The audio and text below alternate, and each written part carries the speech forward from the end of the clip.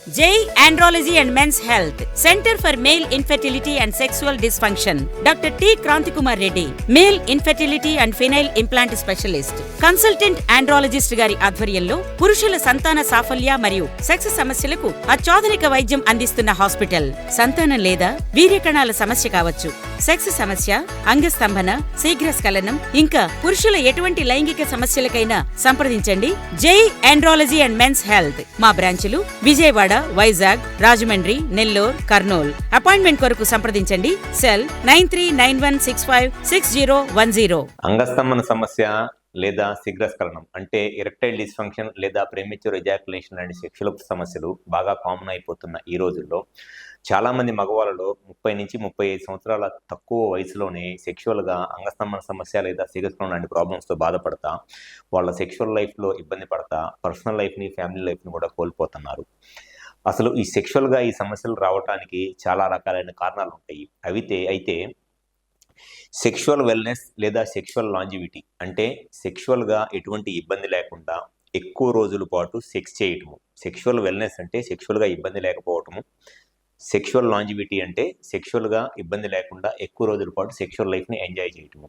So ఈ wellness and longevity అనేది బాగా కామన్గా వాడుతున్న మెడికల్ టర్మినాలజీ ఈ మధ్య. అంటే ప్రాబ్లం లేకుండా ఎక్కువ రోజులు హ్యాపీగా ఉండటము అనేది ఈ సెక్షువల్ వెల్నెస్లో కానీ సెక్షువల్ లాంజివిటీలో కానీ చాలా ఇంపార్టెంట్.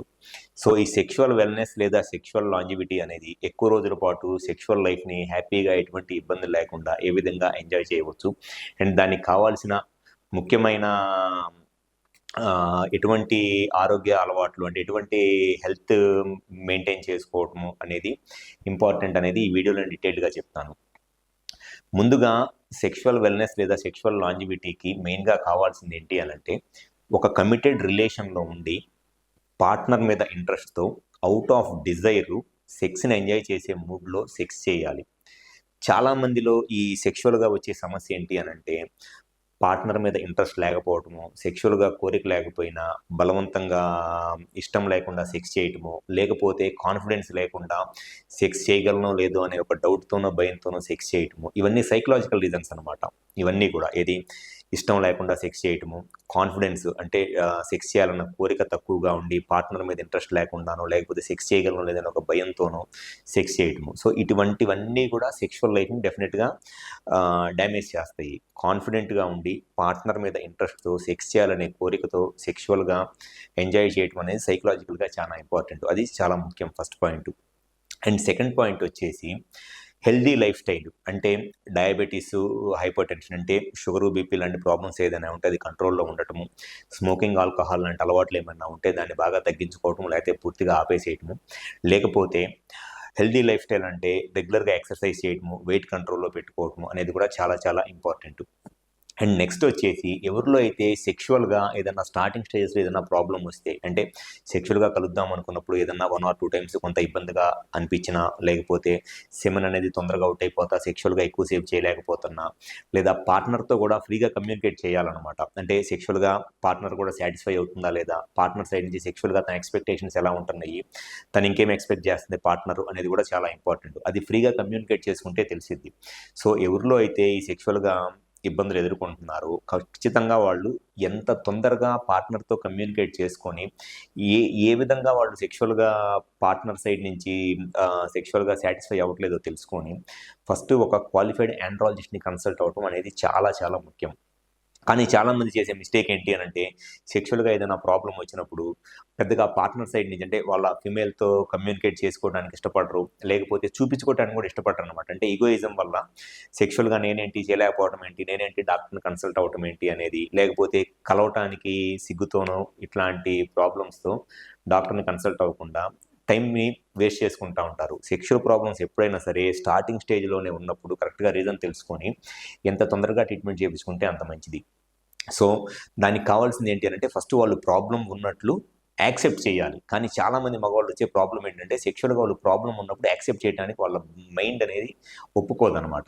అండ్ సెకండ్ వచ్చేసి పార్ట్నర్తో కమ్యూనికేట్ చేయడానికి ఇష్టపడరు. ఎందుకంటే తను ఏదన్నా సెక్షువల్గా నేను సాటిస్ఫై అవ్వట్లేదని పార్ట్నర్ ఒక మాట అంటే వాళ్ళకి తెలియకుండానే చాలా కాన్ఫిడెన్స్ తగ్గిపోయింది అండ్ ఈగో హర్ట్ అయింది అనమాట. సో ఈ కాన్ఫిడెన్స్ తగ్గిపోవడము లేకపోతే ఇవన్నీ వదిలేసి పార్ట్నర్తో ఫ్రీగా కమ్యూనికేట్ చేసి ఇమీడియట్గా ఈ స్టార్టింగ్ స్టేజెస్లోనే ఒక ఆండ్రాలజిస్ట్ని కనుక కన్సల్ట్ అయినట్లయితే వాళ్ళకి ఎందుకు సెక్షువల్గా ఇబ్బంది వస్తుంది, హార్మోన్స్లో ఏదైనా ప్రాబ్లం ఉందా, లేకపోతే అంగానికి సంబంధించిన అంటే పెనిస్కి సంబంధించిన రక్తనాళాల్లో నరాలు ఏదైనా ప్రాబ్లం ఉందా, లేకపోతే అన్నీ నార్మల్గానే ఉన్నాయి, ఏదైనా సైకలాజికల్ రీజన్స్ వల్ల స్ట్రెస్ యాంగ్జైటీ వల్ల, లేకపోతే performance anxiety, fear of failure, ఇటువంటి ప్రాబ్లమ్స్ వల్ల ఏదైనా సెక్షువల్గా ఏమైనా ఇబ్బంది వస్తుందా, లేకపోతే కొన్ని రకాలైన ఈ వైటమిన్ డెఫిషియన్సీస్, మినరల్ డెఫిషియన్సీస్ వల్ల ఏదైనా ఎరెక్షన్ ప్రాబ్లం వస్తుందని ఈజీగా ఐడెంటిఫై చేయడం అనేది జరుగుతుంది. సో ఆండ్రాలజీ కన్సల్టేషన్ అనేది స్టార్టింగ్ స్టేజ్లోనే చాలా ముఖ్యం.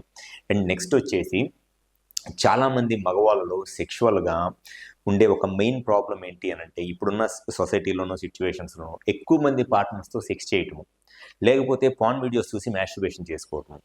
ఎప్పుడైతే ఎక్కువ మంది పార్ట్నర్స్తో వితౌట్ ఎనీ ప్రొటెక్షన్ సెక్షువల్గా కలుస్తారో ఇన్ఫెక్షన్స్ రావడానికి చాలా ఎక్కువ అవకాశం ఉంటుంది.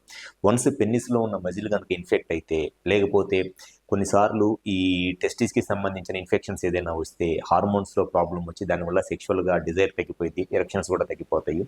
అండ్ నెక్స్ట్ ఇంకో ఎక్కువ మందితో సెక్షువల్గా కలవటం వల్ల లేదా మ్యాస్టర్బేషన్ చేసుకోవటం వల్ల సైకలాజికల్ రీజన్స్ కూడా ఉంటాయి అన్నమాట. అంటే వేరే వాళ్ళతో వైఫ్తో కాకుండా వేరే సెక్షువల్ రిలేషన్స్ ఏదైనా ఉన్నప్పుడు వచ్చే ఒక మెయిన్ ప్రాబ్లం ఏంటి అని అంటే వైఫ్తో సెక్స్ చేయడానికి ఇంట్రెస్ట్ అనేది తగ్గిపోయి వేరే వాళ్ళతో సెక్స్ చేయడానికి ఆ కొత్తగా వచ్చిన రిలేషన్లోకి వచ్చిన వాళ్ళతో సెక్స్ చేయడానికి వచ్చే ఇంట్రెస్ట్ అనేది బాగా పెరిగి రెగ్యులర్గా బయట ఎవరితోనో సెక్స్లో కలుస్తూ ఉంటారు. ఆటోమేటిక్గా ఫ్యామిలీతో వైఫ్తోనో సెక్షువల్గా కలవకుండా అట్లా టైంని ప్రొలాంగ్ చేసుకుంటూ ఉంటారు. దానివల్ల వాళ్ళ ఫ్యామిలీలో డిస్టర్బెన్సెస్ అనేది స్లోగా స్టార్ట్ అవుతాయి.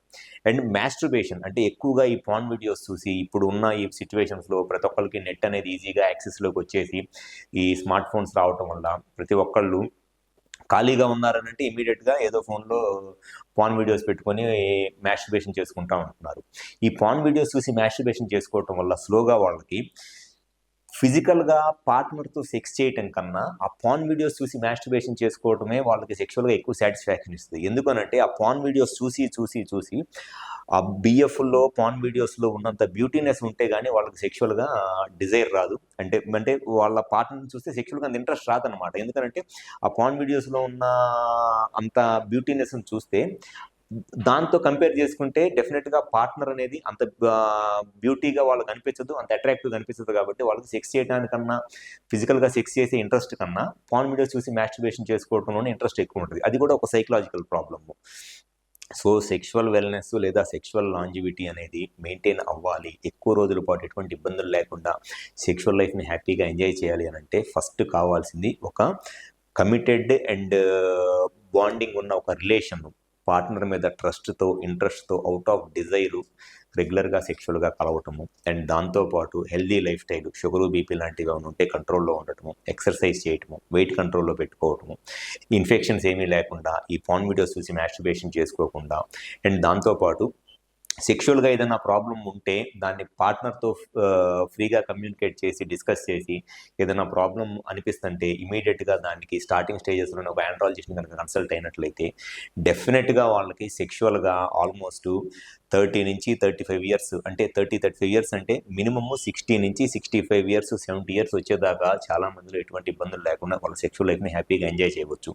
కానీ ఎప్పుడైతే వాళ్ళు నెంబర్ ఆఫ్ రిలేషన్స్ ఎక్కువ మందితో సెక్షువల్ రిలేషన్స్ పెట్టుకుంటారో, లేకపోతే సెక్షువల్గా కాన్ఫిడెన్స్ తగ్గిపోయిద్దో, లేకపోతే ఎక్కువగా ఈ పాన్ వీడియోస్ చూసి మాస్టర్బేషన్ చేసుకోవడానికి అలవాటు పడతారో, లేకపోతే సెక్షువల్ ప్రాబ్లమ్స్ ఏదైనా ఉంటే కమ్యూనికేట్ చేయడానికి ఇష్టపడరు, చూపించుకోవడానికి ఇష్టపడరు, అటువంటి వాళ్ళలో 30 నుంచి 35 సంవత్సరాల్లోనే సెక్షువల్ ప్రాబ్లమ్స్ వచ్చేసి వాళ్ళ యొక్క పర్సనల్ లైఫ్, ఫ్యామిలీ లైఫ్ కూడా దెబ్బతింటుంది అనమాట.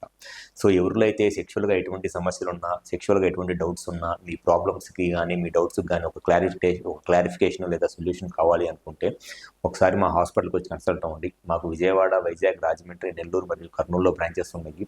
ఈ 5 ప్లేసెస్లో ఎక్కడైనా సరే కాల్ చేసి అపాయింట్మెంట్ వచ్చి కన్సల్ట్ అవ్వండి. 100% మీకు ఎటువంటి సెక్షువల్ ప్రాబ్లం ఉన్నా దానికి సొల్యూషన్ చెప్పడం అనేది జరుగుతుంది. Thank you.